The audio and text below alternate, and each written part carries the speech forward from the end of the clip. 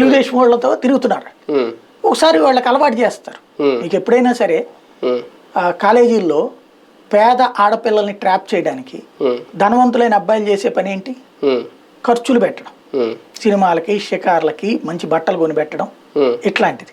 ఇప్పుడు ప్రస్తుతం ఇక్కడ పేదరికంలో ఉన్నటువంటి కార్యకర్తలు జనసేన, ఆశ చూపెట్టేటువంటి వాళ్ళు ధనవంతులైనట్టు తెలుగుదేశం నాయకులు.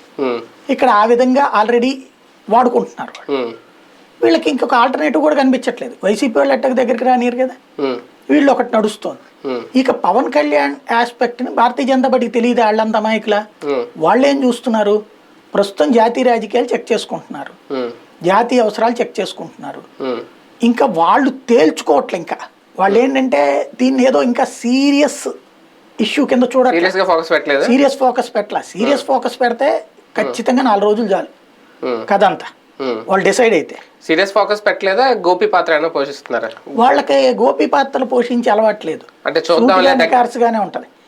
కాకపోతే ఏంటంటే ఆంధ్ర గురించి ఆలోచించేంత తీరికలకు లేదు ప్రస్తుతం.